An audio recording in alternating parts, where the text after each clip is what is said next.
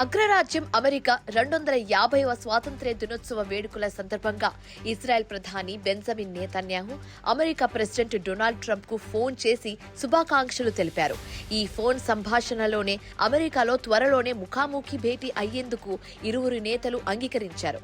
అయితే ఒక ప్రముఖ అంతర్జాతీయ మీడియా సంస్థకు ఇచ్చిన ఇంటర్వ్యూలో ట్రంప్ ఈ విషయాన్ని ప్రస్తావిస్తూ నెతన్యాహు స్వయంగా వైట్ హౌస్ లో సమావేశం కావాలని అడిగారని, టర్కీలో జరిగే నాటో సదస్సు ముగిసిన వెంటనే ఈ భేటీ ఉండవచ్చని పేర్కొన్నారు.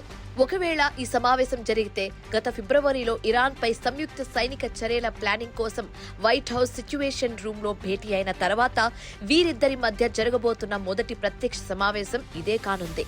ట్రంప్ పైనల్లా తామిద్దరం చాలా క్లోజ్ అని కలరింగ్ ఇస్తున్నప్పటికీ ఇటీవలి కాలంలో ట్రంప్ కోటరికి నెతన్యాహుకు మధ్య తీవ్రమైన విధానపరమైన విభేదాలు నడుస్తున్నట్లు అంతర్జాతీయ నివేదికలు స్పష్టం చేస్తున్నాయి.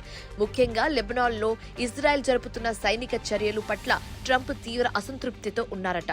గతంలో ఒక ఫోన్ కాల్లో నెతన్యాహును ఉద్దేశించి ట్రంప్ తీవ్ర పదజాలంతో మండిపడ్డారని, లెబనాన్లో దాడులను వెంటనే పరిమితం చేసి ఉద్రిక్తతలు తగ్గించాలని గట్టిగానే హెచ్చరించినట్లుగా సమాచారం అందుతోంది.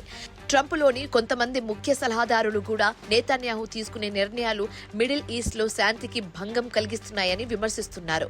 మరోవైపు ఇరాన్ అంశంపై కూడా ట్రంప్ అత్యంత కీలకమైన అప్డేట్ ఇచ్చారు.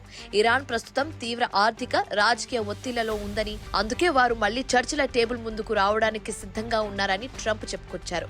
నిలిచిపోయిన అణు ఒప్పందంపై చర్చలను పునఃప్రారంభించాలని టెహరాన్ కోరుతుందని ఆయన అన్నారు. దీనికి తోడు ఫిబ్రవరి 28న అమెరికా ఇజ్రాయెల్ సంయుక్త దాడుల్లో హతమైన ఇరాన్ మాజీ సుప్రీం లీడర్ అలీ ఖమేనీ అంత్యక్రియల వీడియోలను తాను నిశితంగా పరిశీలిస్తున్నానని ట్రంప్ వ్యాఖ్యానించారు.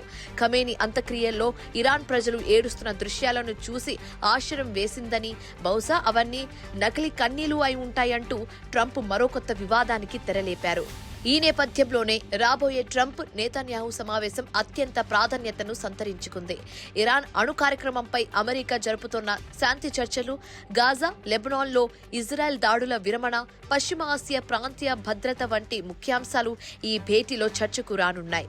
అక్టోబర్లో ఇజ్రాయెల్లో జరగబోయే సాధారణ ఎన్నికల్లో ప్రస్తుతం నెతన్యాహు రేటింగ్లు పడిపోవడంతో ఈ వైట్ హౌస్ మీటింగ్ ద్వారా తన ఇమేజ్ ను మళ్లీ పెంచుకోవాలని ఆయన ప్లాన్ చేస్తున్నారు.